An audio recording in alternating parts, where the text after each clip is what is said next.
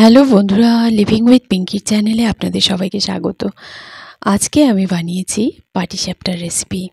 তো মকর সংক্রান্তির শুভেচ্ছা সবাইকে জানিয়ে আমি আমার রেসিপি শুরু করছি।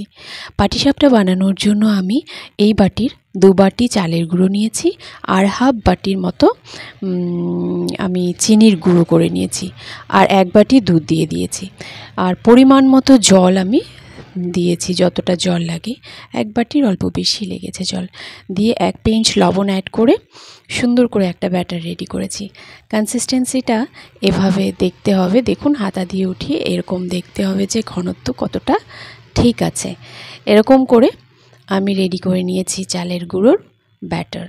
তো এখন আমি রেডি করে নিব। তো প্যানে আমি এইভাবে সর্ষের তেল আগে গরম করে নিয়েছি যাতে কাঁচা গন্ধটা না থাকে।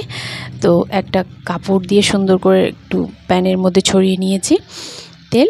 এখন হাতা দিয়ে এভাবে দিয়ে সুন্দর করে ঘুরিয়ে ঘুরিয়ে আমি ব্যাটারটা দিয়ে দেব প্যানে। দিয়ে একটা ঢাকনা দিয়ে 2-3 সেকেন্ড মতো এভাবে রেখে দেব যাতে সুন্দরভাবে উঠে যায় পিঠেটা। তো কোনো অসুবিধা হবে না, দেখুন আস্তে আস্তে করে কিন্তু উঠে যাবে। যেহেতু ননস্টিক প্যানে আমি বানাচ্ছি, তো হয়তো লোহার প্যান ইউজ করলে একটু অসুবিধা হতে পারে, চালের গুঁড়ো যেহেতু খালি, তো সেই জন্য ননস্টিক প্যানে কিন্তু আপনার সে উঠে যাবে। তো দেখুন নারকেলের খিসা বা নারকেলের পুর যেটাই আপনারা বলুন, তো আমি রেডি করে নিয়েছি আগেই। তো সুন্দর করে দিয়ে দিলাম। এখন দিয়ে এভাবে আস্তে আস্তে একটা স্প্যাচুলা দিয়ে আমি উঠিয়ে নিচ্ছি।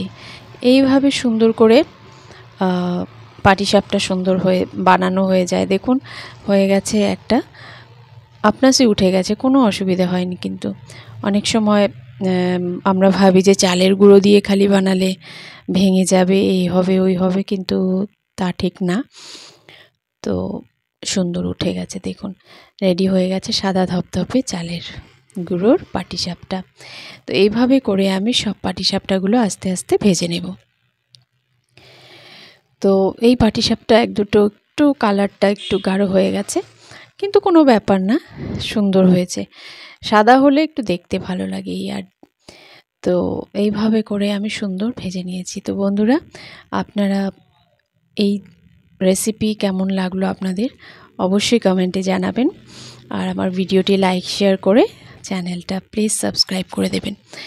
সবার ঘরেই সংক্রান্তিতে পিঠেপুলি হয়, তো আমি আরও করেছি, আস্তে আস্তে আপনাদের সাথে শেয়ার করব। আজকে পাটিসাপটার রেসিপি আপনাদের সাথে শেয়ার করলাম। তো দেখা হচ্ছে নেক্সট ভিডিও।